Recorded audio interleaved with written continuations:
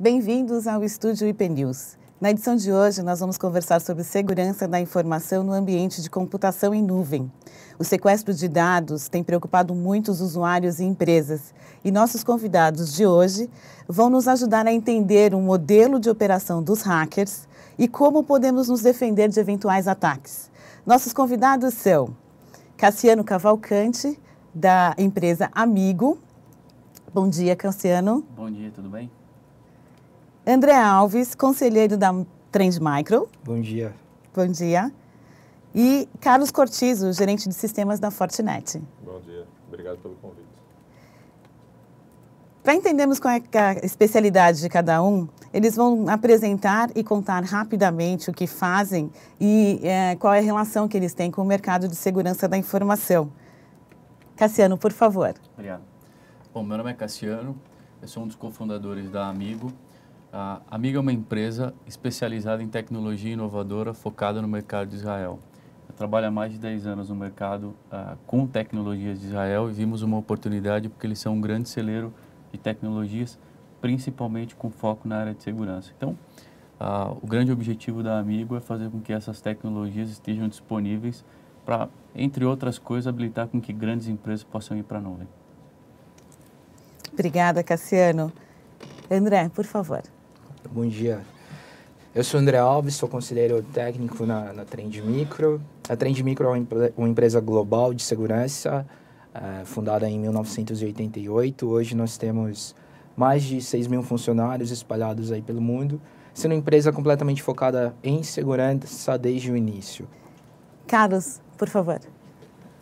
Bom dia, meu nome é Carlos Cortizo, sou gerente de segurança na Fortinet. Levo já 15 anos trabalhando na área. Nossa empresa tem foco específico em segurança desde o seu início e trazemos ao mercado uma abordagem nova, que é precisamente com o Security Fabric, que sem dúvida alguma você não pode ter uma segurança hoje abrangente e efetiva se você não tem uma abordagem holística diante do cenário de TI ou das empresas. Porque se você só se foca em um determinado ponto, você vai deixar outros em aberto para poder ser atacado. Nós estamos perdendo a batalha da cibersegurança? Na verdade, eu acredito até que é algo sem fim. Não é como uma guerra ou uma batalha que você tem um determinado fim, determinado tempo. Porque faz parte intrínseca da tecnologia. Então, você só teria um fim na batalha se acabasse com a tecnologia. A grande questão é que a segurança ela é um pouco ingrata, porque sua pergunta me faz lembrar no sentido de que o atacante ele só precisa de uma chance para ter sucesso, enquanto que quem trabalha na área de TI tem que ter sucesso 99% das vezes. E você não é visto, na verdade. Você só é visto quando o atacante quando tem acontece. A gente costuma dizer que o atacante, o hacker, tem uma vantagem de oportunidade, né? Ele tem a disponibilidade de fazer testes e tentar entrar em estruturas com muito mais liberdade. Então, há uma vantagem de iniciativa. Eles não estão presos a estruturas e podem testar e ser muito inovadores. Nesse sentido, pode parecer que a batalha de segurança tem sido ganha pelo lado do atacante. Mas as empresas de segurança, ultimamente, têm melhorado bastante na capacidade de responder a ameaças, de fato. Os ataques, o reconhecimento de que os ataques vão acontecer, mas você precisa de um tempo de resposta menor. É isso, Cassiano? Sem dúvida. Mas eu queria até pegar o gancho do que eles estão comentando, é que a maior parte dos ataques que têm sucesso já existem tecnologias que poderiam prevenir esse tipo de ataque, como foi o caso do mais recente, o mais independente. Existe a iniciativa, a oportunidade do atacante, mas ao mesmo tempo as empresas de tecnologia que aqui nós representamos, por exemplo, elas estão continuamente buscando em Deep Web, em vários lugares, opções para que antes que esse hacker tome a iniciativa, a gente já esteja preparado. E se um ataque acontece, a resposta é imediata? A resposta tem que ser imediata. A resposta tem que ser o quanto possível. A detecção de que algo aconteceu tem que ser tem que acontecer por meio de tecnologia, processo e bons profissionais, e a resposta tem que ser possibilitada pelas ferramentas que estão ali implementadas. Essa característica de você necessitar responder com agilidade a incidentes tem mudado bastante como as pessoas enxergam as ferramentas de segurança ultimamente. As pessoas têm focado em saber o quanto expansível é a tecnologia de segurança, o quanto de inteligência externa ela pode receber. E as empresas de segurança têm focado muito mais também no trabalho de pesquisa investigativa. Você mencionou dessas pesquisas em fóruns da Deep Web. É muito importante também que a gente tenha pesquisas locais, pesquisas nacionais, onde a empresa está colocada, para que a gente possa também responder a um cenário de ameaças locais. Então, fazer um trabalho de inteligência, de fato, inteligência que busca, que investiga e não só reage, tem se tornado cada vez mais crítico também. A economia digital tem imposto um desafio maior aos provedores de soluções de segurança? Sem dúvida. Sempre que a gente fala de economia, pensamos em movimentações financeiras. E eu diria que, eu costumo falar para os meus amigos que eu separo tudo em 2 grandes blocos. Ou tem dinheiro envolvido ou tem emoção. Porque uma história é ter a foto do meu filho, ter a foto da minha família, ter uma recordação, ter um projeto. Uma vez, um caso real, um advogado perdeu a tese de doutorado dele, e ele sentou e começou a chorar, literalmente. Então, além do trabalho, tem uma questão emocional. Sim. E quando a gente fala em uma economia, quando fala de grandes empresas, está falando sempre de um risco financeiro. Cada vez mais, nós queremos ter a experiência do usuário, o famoso user experience. Isso significa, quanto mais prazeroso for para o usuário, significa menos senha, menos dor de cabeça para ele enquanto usuário. Então, as empresas, nosso desafio é, cada vez mais na economia digital, trazer uma experiência positiva para ele, segura, sem que ele tenha que carregar token, 1 milhão de coisas, ter que ir numa agência, por exemplo, validar alguma coisa. Então, eu acho que esse é o desafio, balancear essa jornada positiva com segurança. A economia digital, sem dúvida, abre um grande campo de oportunidades e desafios na área de segurança, né? Mas o que eu considero bastante preocupante para a economia digital é o motivador de dinheiro, de fato. O motivador econômico sempre foi muito forte para os atacantes. E quando a gente tem, naturalmente, a expansão de superfície onde o dinheiro pode ser tomado ou de onde o dinheiro pode ser transferido e trocado entre partes, a inclusão agora das moedas criptográficas também faz com que o próprio poder financeiro esteja completamente dependente dos meios digitais. O que eu vejo aqui, há cada vez mais motivações para que os ataques sejam frequentes e sejam sofisticados.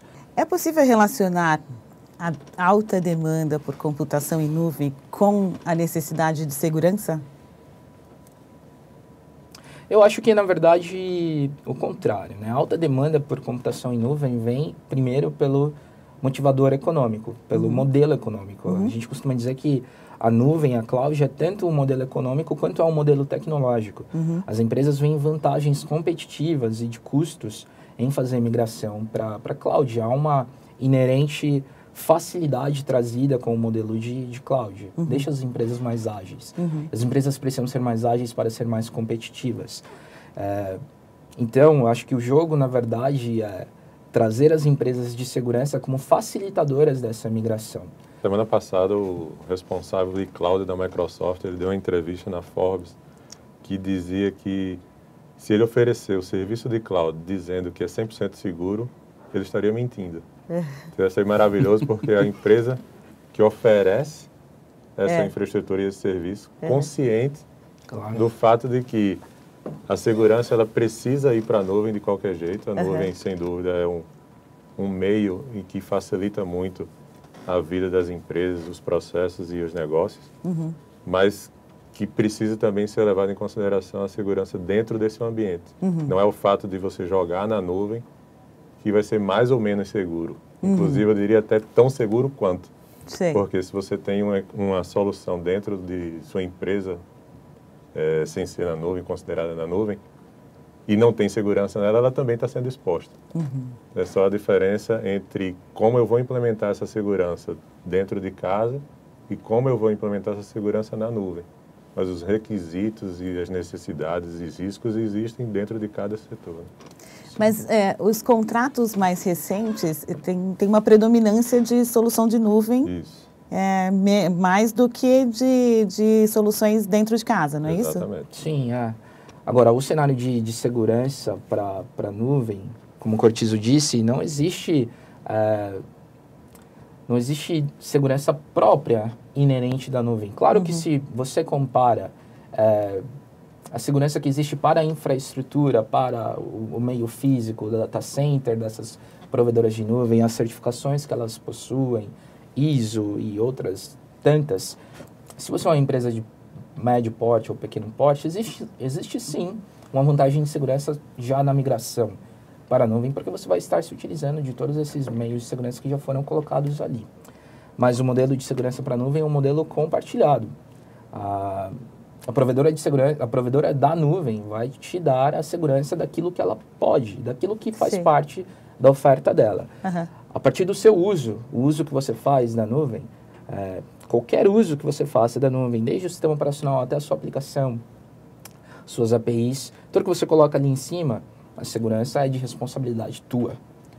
E aí não há diferença entre o cenário dentro e fora da nuvem. Você é o responsável por prover essa segurança de qualquer maneira. E aí, eu acho que é um ponto interessante também ressaltar, que eu tenho visto em grandes empresas que a gente chama de IT híbrido, que é parte do que faz sentido vai para a nuvem e uma boa parte não faz sentido ir para a nuvem e fica dentro de casa. Por exemplo, todos os grandes têm grandes data centers com nível de segurança altíssimo. Então, acredito que quando a gente olha para uma perspectiva de futuro, o que vai acontecer é parte daquilo dentro de casa, o que faz sentido ficar dentro de casa, o que não faz, vai para a nuvem com segurança, sem dúvida. Até as empresas financeiras também já têm todo um sistema regulatório e para poder colocar isso na nuvem, demora o processo inicial, mas quando entra na nuvem já vai todo preparado para que esteja seguro como estava em casa. Né? Sim. Então isso ajuda muito também, todo o processo. Mas vocês, como provedores de solução de segurança, estão vendendo mais soluções para a nuvem ou soluções convencionais? Com certeza mais soluções para a nuvem, pelo menos no nosso caso é aparente e é dominante que o que nos é solicitado é uma solução que no mínimo já seja pronta para o cenário de proteção de nuvem. Então, o que eu vejo como uma tendência é que as soluções de segurança tenham que atender a essa migração que está acontecendo.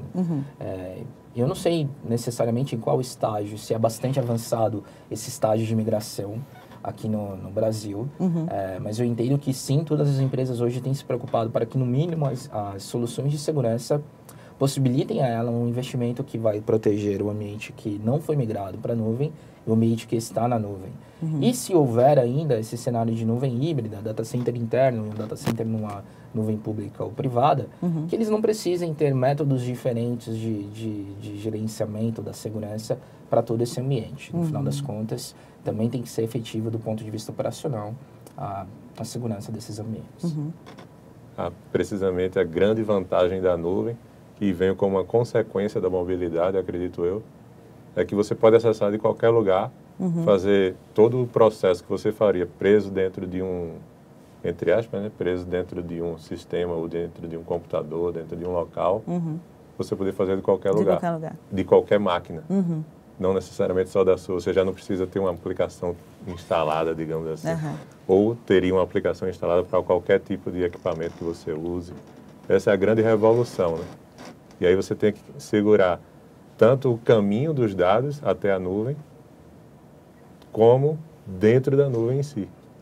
Porque a vulnerabilidade existe tanto nesse caminho externo como no caminho interno. Essa revolução, ela mudou o modelo de produção das ferramentas de segurança? Vocês passaram a pensar os produtos de forma diferente?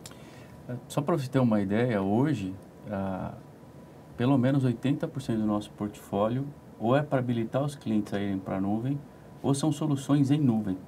Tá? Para alguns grandes clientes, por exemplo, um dos grandes bancos no Brasil, o primeiro projeto de nuvem pública deles foi conosco. Acho que é o único, inclusive, por enquanto. Tá? Então, eu acho que de fato mudou muito e a gente ainda tem um processo de amadurecimento. E o que eu sinto nesse aspecto é muito mais o cliente sentindo um pouco que ele perdeu a sensação de controle. Porque você não vai entrar pegar o exemplo que alguém mencionou a Microsoft, você não vai entrar no data center da Microsoft. Tá? Você não vai ter acesso. Mas o nível de segurança talvez seja tão bom, até mais alto, do que o que você tem dentro da organização. Mas você não vai estar lá, você não vai pegar. Então, muitas vezes, a sensação que eu tenho os clientes falam, pô, eu queria ter soluções como software como serviço. Aí você vai prestar uma solução como software como serviço, mas ele quer saber onde é que está o hardware, como é que vai funcionar. Então, existe ainda o que eu acho que é muito mais uma questão de cultura, de educação, mas de fato tudo está nascendo para a nuvem. Eu conheço algumas empresas, inclusive, por exemplo, empresas de ERP, que algumas versões eles preveem que em 5 anos não vai ter mais ERP on-premises. Não sei se vão conseguir chegar a esse nível ou não, mas um dos produtos, por exemplo, que eu conheço, que tem grandes empresas, já não tem mais versão on-premise. Então, o produto está mudando, a característica do produto está mudando, para que ele seja competitivo. Então, a nuvem acaba sendo a única opção. Isso impacta tanto o processo como a atitude das pessoas também, né? Sim. Como você mesmo disse, é muito diferente você estar olhando para a máquina, eu sei que está aqui, tem a sensação de segurança que eu estou vendo. E o outro é, não sei onde é que está, até para acessar, não sei como é que faz. Será que se eu estou acessando realmente um lugar onde deveria estar? Não estou sendo redirecionado para outro lugar? Eu lembro que a primeira vez que eu acessei a internet, o pessoal falava, você está conversando com alguém na Holanda. Eu, como assim na Holanda? Eu estou aqui no Brasil. Como é que você consegue fazer isso? E a sensação, eu acredito que é a mesma para essa mudança de ter todas as suas aplicações fechadinhas. Eu estou olhando ali o hack, o pessoal de TI. O cara de TI, eu sei quem é. O nome dele, eu ligo para ele. A gente passa a desenvolver o software de segurança tendo em mente que ele vai ter que ser completamente portátil. Sim. Ele vai ter que acompanhar um modelo econômico. Ele vai ter que acompanhar as ferramentas de orquestração. Então, a gente coloca a ferramenta de segurança basicamente podendo se conectar e ser governada e mover-se junto com as ferramentas que estão colocadas ali na cloud ou no data center interno, facilitando um processo de tornar seguro o dispositivo, tornar seguro a aplicação. Então, uma ferramenta de segurança que anteriormente poderia ser gerenciada somente pela sua própria console, com sua própria dashboard, hoje é altamente conectável e pode ser gerenciada por meio de APIs, e pode ser gerenciada e ser entregue por meio de ferramentas de orquestração, até mesmo o modelo econômico. As empresas de segurança hoje têm acompanhado o modelo dentro da cloud pública, pelo menos, que é o modelo de pague pelo uso, pague o quanto você consumiu. Hoje já é possível também que você pague o quanto você consumiu da solução de segurança. Você está pagando por minutos, por segundos, por horas de consumo de determinada funcionalidade de segurança. Então muda, porque a gente tem que fazer com que essa ferramenta seja tão portátil quanto é a aplicação em cloud. Na visão de vocês, e tendo em vista a oferta vigente do mercado, o usuário está mais seguro se ele for para a nuvem pública ou se ele for para a nuvem privada? Bom, vai depender completamente de qual é a visão de segurança que se tem para a nuvem pública ou para a nuvem privada. Eu acredito que hoje não existem impeditivos próprios do modelo a ser adotado, como a nuvem pública ou a nuvem privada, que permitam níveis diferentes de segurança. Você consegue ter um nível de segurança igual para a nuvem pública e para a nuvem privada. Vai se alinhar muito mais com o momento do negócio, o momento da empresa, o perfil da empresa. Empresas governamentais e financeiras tendem a ter uma restrição e uma luta muito grande em se colocar completamente numa nuvem pública, porque prezam muito São por ambientes serem regulados, donas né? dos seus próprios dados e poderem manipular seus dados sempre que quiserem. Então, eu não acho que existam hoje impeditivos dentro da cloud pública que a coloquem com a capacidade de ser menos segura do que uma cloud privada. Sim. No entanto, o que nós vemos, tendo essa consideração, é exatamente Uhum. o cenário de clouds híbridas. Híbridas. E TIs híbridas. O que pode ir para a nuvem, vai para a nuvem. O que não pode ir para a nuvem, fica dentro. Ou eu preciso de uma agilidade para prover a minha aplicação e prover os meus recursos. Tá bom, então vou fazer uma nuvem minha, interna, que funciona basicamente como uma nuvem pública, mas eu estou tendo controle completo dentro do meu data center. Então, o que a gente percebe é que, no caso dos data centers, eles até dividem isso um pouco, porque existe até uma competição entre eles e a famosa nuvem pública, que a nuvem pública normalmente a gente leva em consideração que está, é o Google, é o Microsoft, ou está muito longe. Na verdade, pode ter uma nuvem pública do seu lado. E eles oferecem tanto essa nuvem pública como nuvem privada, sendo que no espaço físico deles. Então, também tem esse modelo, porque pode ser que o custo de criar o seu próprio data center, e normalmente é o que realmente leva em consideração as empresas, seja muito alto. A minha política de segurança não permite, ou não quero que permita, que vá para a nuvem sem eu ter um certo controle, seja só através de contrato. Então, existe um modelo híbrido que é justamente, eu estou na nuvem, eu não invisto dentro da minha empresa, um data center em si, mas eu coloco o que se chama de colocation. Eu coloco toda a minha solução num data center local aqui no Brasil, normalmente, porque aí eu tenho a experiência de ver e saber quem são as pessoas, mas eu tiro toda a complexidade de gerenciamento e exijo ou ofereço até a própria segurança que eu teria dentro do meu ambiente de casa. Então, eu consigo, como um data center, oferecer serviços tanto de nuvem pública como privada, como de colocation, que seria mais ou menos a nuvem híbrida, dentro de determinados sistemas. As empresas de vocês já têm alianças com provedores de nuvem pública para oferecer segurança como serviço? Temos. Sim. Como é que está evoluindo esse modelo? Bom, aí a Trend foi bastante pioneira em enxergar essa necessidade, enxergar a migração do mercado para isso. Então, desde muito tempo, não sei precisar quantos anos, mas creio que desde 2008 nós temos parceria com a Amazon, nós temos parceria com a Microsoft também recente. Dentro das ofertas de marketplace de ambas, nós podemos ser colocados ali com um único clique para proteger alguma instância que está sendo ali provida. E mesmo quando a onda era virtualização, que foi um passo anterior a esse passo de cloudificação, sim, nós tínhamos as integrações com VMware e parcerias com VMware.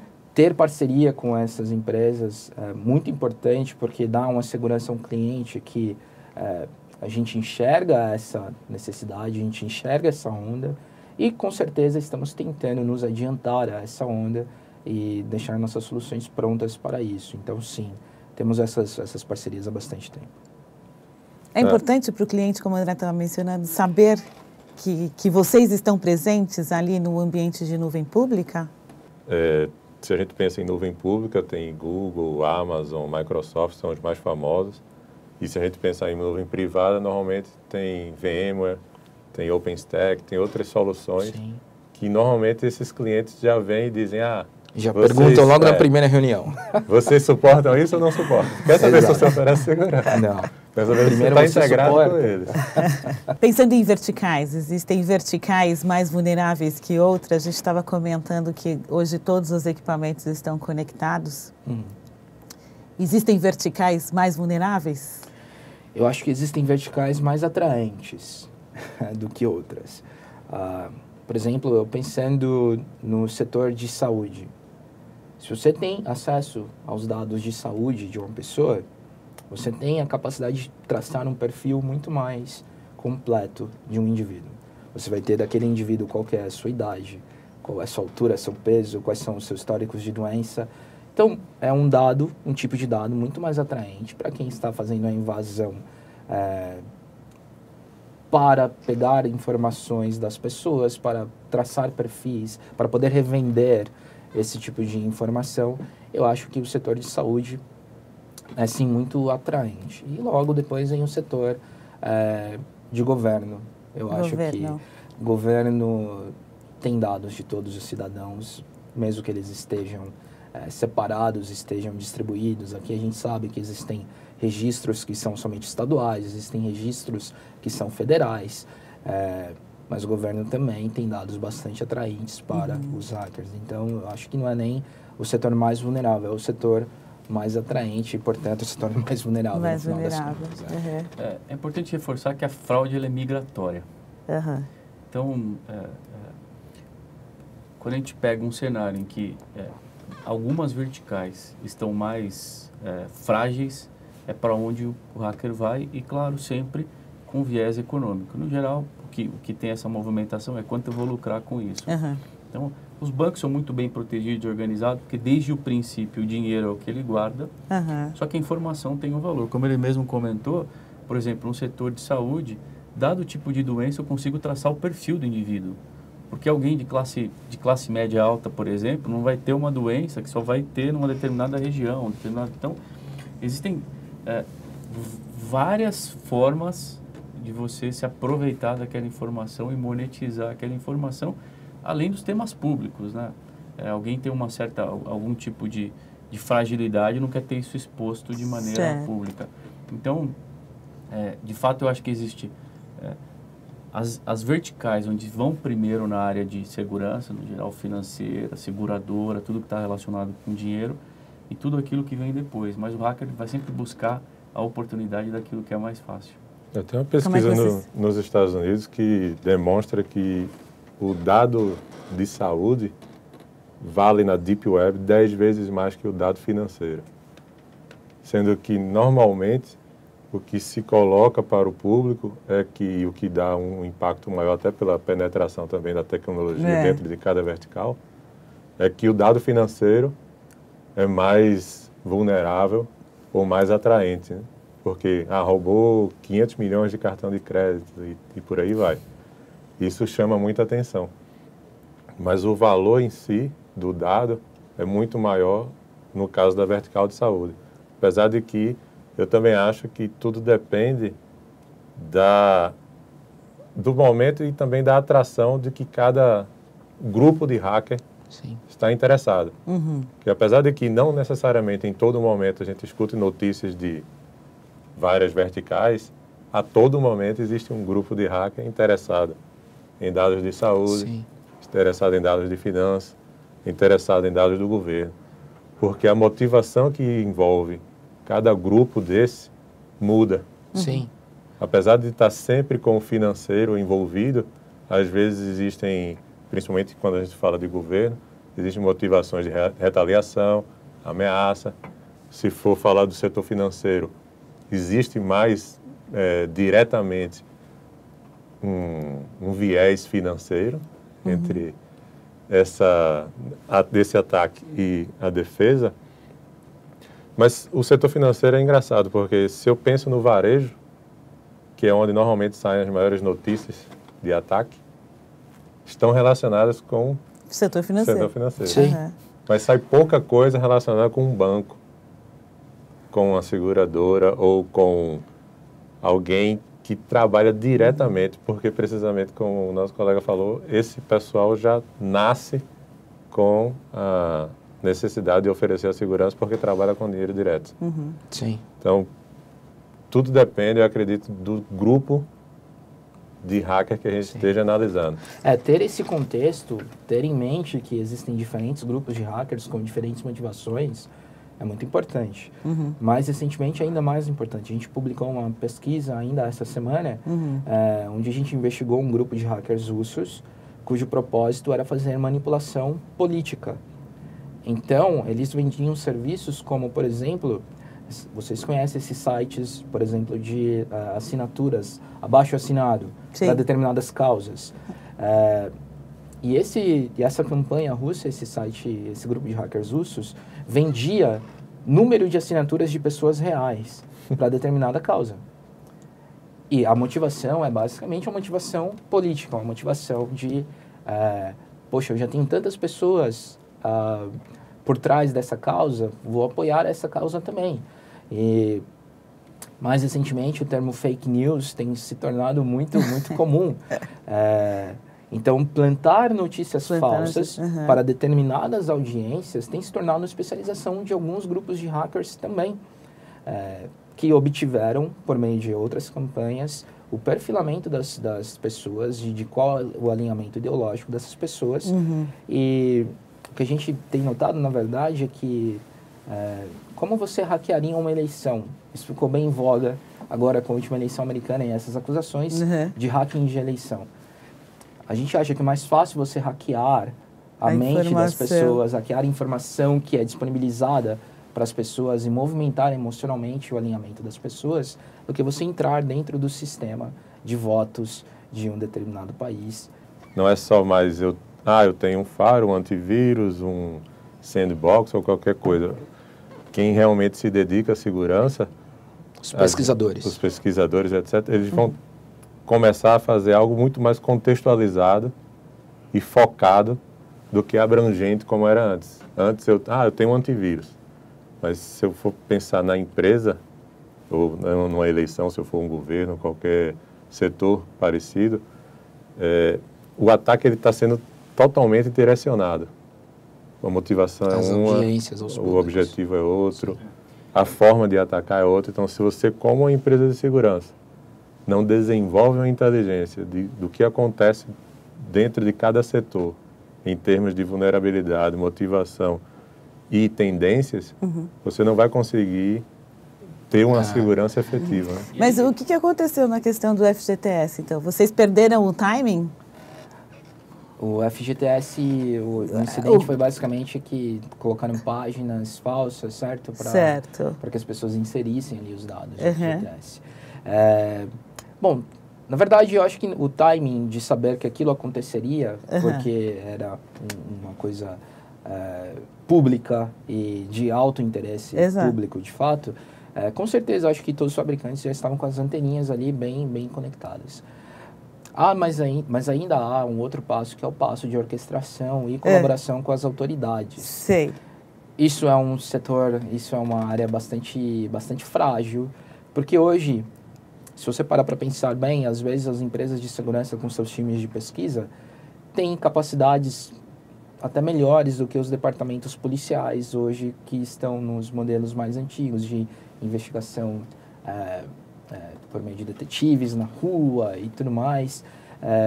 Quando a gente faz pesquisas de grupos de hackers, a gente acaba encontrando 100 pessoas, no final das contas, e aí a responsabilidade do fabricante de segurança é cooperar com as agências de aplicação da lei. Exato. E a gente faz isso, sim, num nível internacional, no nível nacional, mas o que tem que ser percebido, no final das contas, é que o poder de prisão é o poder da polícia, o poder de ir atrás e apreender o computador, o poder de ir atrás e aprender a pessoa, não cabe a nós, fabricantes de segurança. Veja, mas volta e meia vocês disparam alertas de segurança, principalmente nas datas comemorativas, Natal, Dia das Mães, etc. E nesse episódio do FGTS, nós não vimos nenhum alerta. Não deve ter ficado nenhum alerta tão famoso assim, mas dentro dos blogs de segurança a gente costumava colocar assim, olha, fique atento a esse evento X e Y. O que eu acho que tem muito, tem até conexão com a pergunta anterior, qual é a capacidade de monetizar? Porque no final do dia, se eu te der dados de saúde, talvez não signifique nada para você, para ele. Mas se eu te der uma conta de $1 milhão, já está monetizado. Então esse é o ponto 1. E conectando com isso casos como o do FGTS são de fácil monetização e tem mais um outro item. Uma população muito frágil, em qual aspecto? Engenharia social. Coisas que você não faria, porque, conheço um pouco de tecnologia, eu não vou abrir um e-mail que eu não conheço. Por exemplo, eu tenho conta em 2 bancos, mas eu recebo e-mail de phishing de todos os bancos. Tá? Então, tem um pedaço que a tecnologia tenta cada vez mais cobrir, usando comportamento, usando inteligência artificial, mas ainda tem a fragilidade do ser humano, que é clicar, executar, tomar a decisão de fazer. Então, existe um limite. Tá. Eu acredito que existe um limite para tudo isso. E, claro, como ele comentou, num cenário como esse, o que seria, por exemplo, uma ação de um banco ou de alguma instituição, capturar rapidamente da onde está vindo, o que está acontecendo, para que ele possa, por exemplo, bloquear por um tempo, segurar, educar as pessoas, ter outros fatores de autenticação, para que eu consiga confirmar de que aquela pessoa é realmente a pessoa que está sacando o dinheiro. É muito mais uma questão de processo, pessoas e tecnologia. Sei. Então, assim, o cara que está sendo atacado, ou o cliente, ou a empresa, ou a pessoa, ela, na maioria das vezes, já tem as ferramentas disponíveis. A tecnologia já está lá para prevenir e ajudar no processo. Sendo que essas pessoas que estão responsáveis ou que lidam com todo esse processo, não pegaram essa tecnologia e colocaram no lugar certo. Então, existe sempre uma carreira. Foi até a primeira pergunta, quase, que foi a batalha, quando a gente tem contra a segurança, é que isso é eterno. É contínuo. Não vai parar nunca. E a sensação é que a gente sempre está atrás. E, de uma certa forma, a gente está atrás, porque o pessoal está lá trabalhando, pesquisando, vendo onde é que eu vou atacar, vendo qual o interesse, se é financeiro, se é de saúde, etc. E você, na maioria dos casos, nas empresas, você vê que as pessoas são absorvidas pelo próprio ambiente do trabalho. Então, vamos fazer isso, fazer aquilo, fazer aquilo outro. Não tem uma equipe focada, por exemplo. Esse pessoal só faz isso, só responde a incidentes. Que uma pesquisa da Verizon, inclusive, mostra que o tempo entre você ser atacado e você saber que foi atacado, em média, é de 245 dias. Uau! Então, o grande desafio... E a tecnologia existe. Então, o grande desafio das empresas está justamente trazer esse número para próximo de zero. Não vai ser zero, acredito eu, nunca. Mas a ideia é que, se conseguir fazer com que esse número chegue perto de zero, todos vão ganhar. E a sensação de que a gente está sempre atrás, correndo, vai diminuir bastante. Diminuir.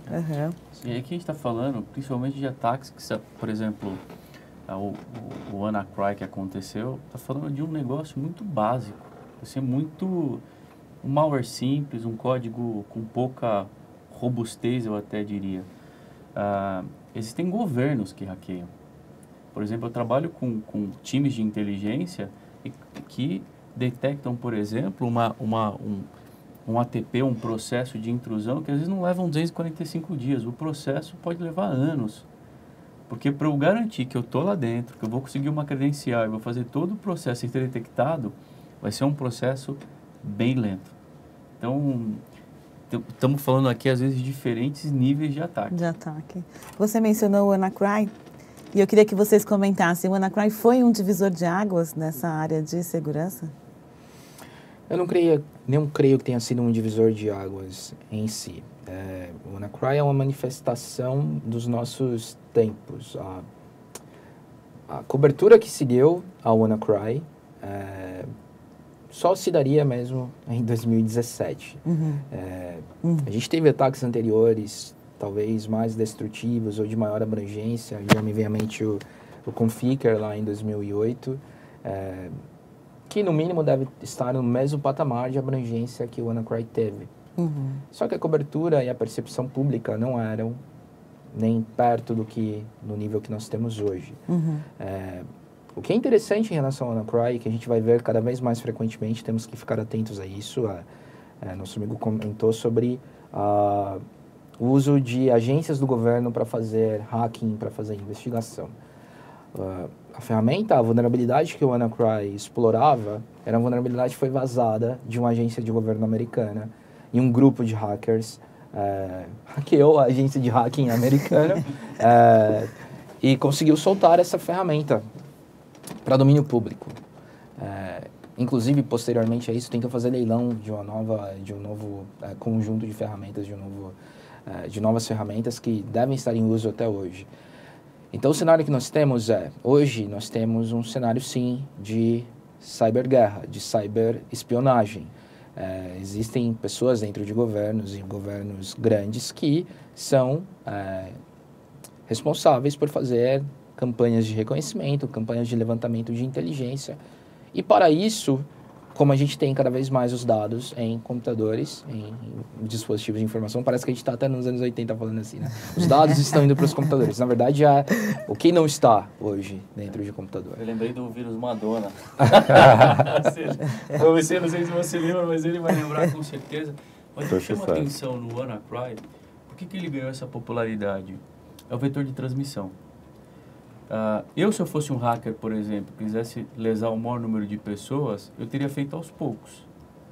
Porque aos poucos você não vai percebendo e aí o meu potencial financeiro seria muito maior. Uhum. Agora, eu escolho uma determinada data, escolho um determinado dia e todo mundo sofre aquele problema e sofre aquele impacto. Então, sei lá, tivemos muitos países, mas no mesmo instante a mídia cobriu de uma forma tão rápida que todo mundo começou a tratar, todo mundo começou a se preocupar. Então, o que chamou a atenção mais, que dá essa popularidade, é como isso pode ser rápido, como esse vetor de transmissão ele pode ser rápido.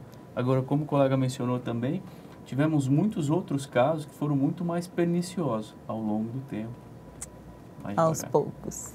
Eu acho que o grande diferencial aí foi justamente o papel da imprensa. Uhum. Porque recentemente a gente teve um ataque a nível mundial de denegação de serviço usando câmeras IPs de vídeo, que era um ataque totalmente inovador, que foi realizado de uma única vez, mirando especificamente empresas de tecnologia e não recebeu a mesma cobertura dos meios que recebeu o WannaCry. Então, acho que desde o ponto de vista da segurança, como o pessoal já comentou, sempre tiveram ataques desse tipo ou parecidos.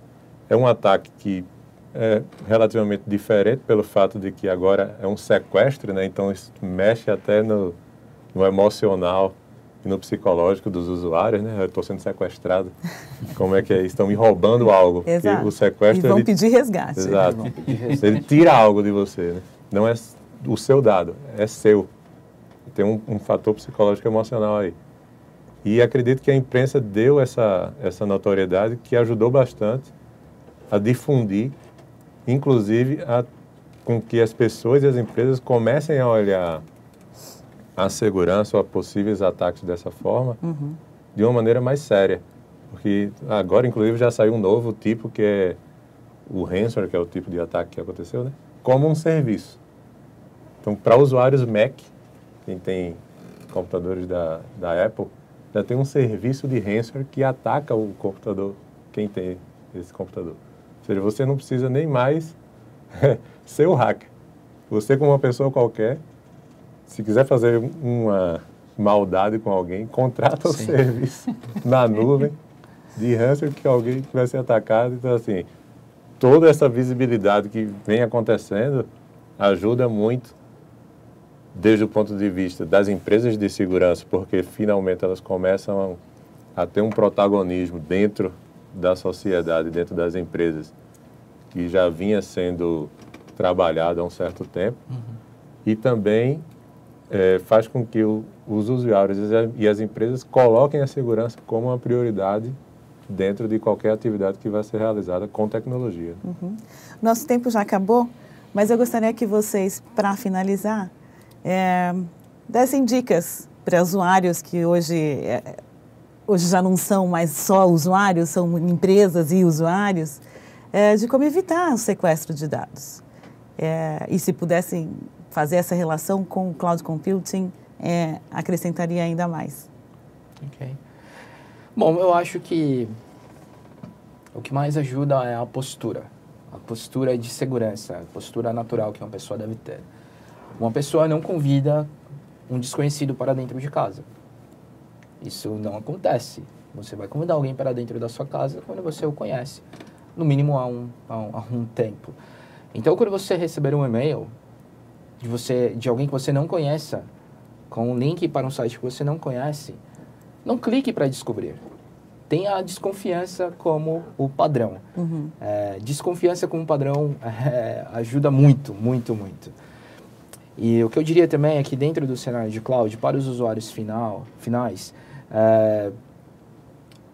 está havendo muita facilidade, certo? Hoje, por exemplo, eu posso fazer backup de todas as minhas fotos num serviço sem pagar nada e o serviço vai organizar automaticamente as fotos. Eu posso fazer upload de arquivos para um serviço e compartilhar esse link desse arquivo com todo mundo, um arquivo que pode ser até um arquivo grande. Então, o que a gente está vendo é a migração dos dados dos usuários para a nuvem também. Isso significa dizer que as contas que os usuários usam para armazenar esses dados nesses serviços cada vez ficam mais valiosas. Então, o cenário de ransomware hoje está em alta e a gente crê que não vai diminuir. Na verdade, deve ser a principal ameaça por muitos e muitos anos, exatamente pelo fator psicológico. As memórias das pessoas hoje são memórias digitais. Ninguém mais tem um álbumzinho de fotos e olha as fotos físicas. Todos têm os álbuns no Facebook ou em algum outro lugar e compartilham. Então, emocionalmente, as pessoas estão muito mais próximas do uso da tecnologia hoje. Isso significa dizer que, por muito e muito tempo, vai ser atrativo para os hackers sequestrar esses dados. Então, a minha recomendação aos usuários finais é: leve em consideração que boa parte da sua vida está hoje digital. E haja de maneira a proteger essa vida digital. Haja com desconfiança por padrão. Invista um pouco de dinheiro em soluções de segurança de empresas de renome. Não fique usando somente ferramentas de graça. E com esse tipo de postura alinhada à tecnologia, você vai ter uma vida digital muito mais segura, com certeza. Isso se aplica a empresas, no final das contas, da mesma maneira. E eu acho que o papel das empresas, um papel que a empresa vai ter que cumprir, é o papel de educar o usuário para a segurança.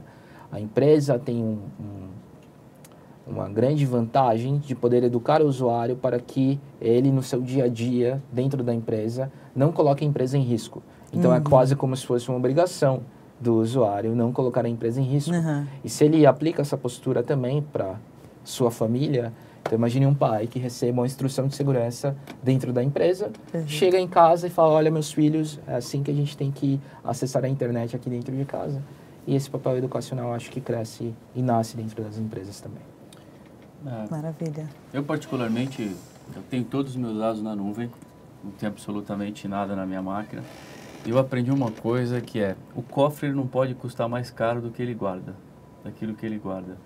Então, como usuário, como as empresas, a política é a mesma. Vou pegar o exemplo: as fotos são importantes para mim. Tem ambientes na nuvem ultra seguros, sem custo nenhum, que você pode colocar. Arquivos, não são todos arquivos que você precisa ter o mesmo nível de segurança, o mesmo nível de cuidado. Então, arquivos importantes você pode subir na nuvem, pode ter um backup em HD. Então, eu acho que para o usuário, sempre o backup, eu acho que é a palavra da ordem. É ter a opção de, caso aconteça alguma coisa, eu possa recuperar. E com tecnologias bem básicas, eu diria, é bem simples você colocar uma proteção, uma senha no Excel que você tenha, por exemplo, com as suas senhas ou algo parecido. Ter sistemas inteligentes que hoje tem um custo absolutamente baixíssimo em função da nuvem. E você pode ter toda a segurança de que, se algo acontecer com o seu computador, seja uma falha em disco, porque a gente pensa em só uma invasão, mas a grande maioria das pessoas perde o dado porque o HD deu problema. Deu problema. A dica que eu acredito que foca realmente nas pessoas é você saber onde você vai realizar cada tarefa, né? E como é muito difícil, por exemplo, eu pensei agora na minha mãe. Uma coisa que eu falo sempre com ela, e de como é que ela vai se proteger do mundo digital. E o grande problema está em conhecer esse mundo. Eu não consigo me proteger de algo, se eu pensar fora do mundo digital, né, como pessoa, se eu não tenho um conhecimento ou mínimo, não necessariamente de como funciona esse mundo digital, mas dos riscos que ele traz. E aí eu até incentivo a todos que busquem informação de segurança, do mesmo jeito que se busca informação de, eu vou fazer uma determinada viagem, eu quero saber como é que eu vou comprar um carro diferente, eu quero um livro diferente. Também buscar informações de quais as principais ameaças que existem quando eu navego na internet. E existem muitas informações que empresas especializadas desenvolvem, que são acessíveis a essas pessoas, que o grande diferencial vai ser o comportamento. É como eu me comporto diante de determinada situação. Ele colocou um exemplo aqui que eu gostei muito sobre justamente a atitude. É meio que a gente lembrando lá no passado, né? Filho, não saia com... Não saia com... Não aceite doce de estranho. Não aceite doce de estranho. Não, quando for no parquinho, não converse com não sei quem e tal. É a mesma coisa. E a gente só faz isso, o pai só fazia isso com a gente, porque ele tinha esse conhecimento. Ele já tinha passado por essa experiência. Então, eu acredito que quem trabalha com TI, quem trabalha com segurança, tem que sempre incentivar aos usuários a buscarem informações de como usar o mundo digital e quais os riscos também eles se enfrentam, né? Não é somente usar e deixar para lá para saber o que é que vai acontecer. E a empresa é para o funcionário o que é o pai para a família. Exatamente. Exatamente. Eu, por exemplo, minha mãe clica em tudo. Clica em absolutamente tudo. Então eu criei um ambiente para ela em que tudo que ela clicar, pouco importa, não vai afetar em nada. Vai ter zero qualquer implicação.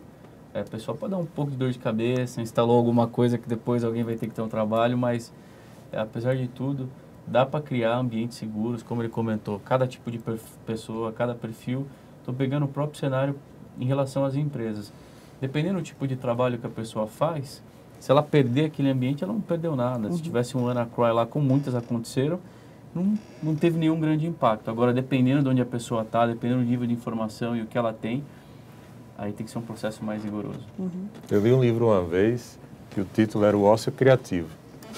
E ele dividia, normalmente, a gente divide a vida, né, em pessoal, profissional e familiar. E a ideia do livro era justamente que você não é 3 pessoas. Sim. Você é uma única pessoa, sendo que em determinado momento do dia você está exercendo um papel diferente. E aí, a postura com o mundo digital, eu acredito que tem que ser precisamente essa. Vai ter momentos que eu vou estar na empresa, momentos que eu vou estar sozinho com o meu telefone, meu computador, momentos que eu vou estar com a minha família.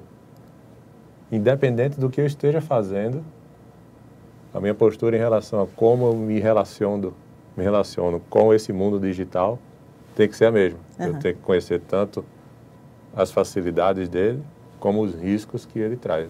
Né? Eu quero agradecer a participação de Carlos Cortizo, André Alves. Obrigado. E Cassiano Cavalcante. Obrigado. E agradecer a audiência de vocês e até o próximo Estúdio IP News.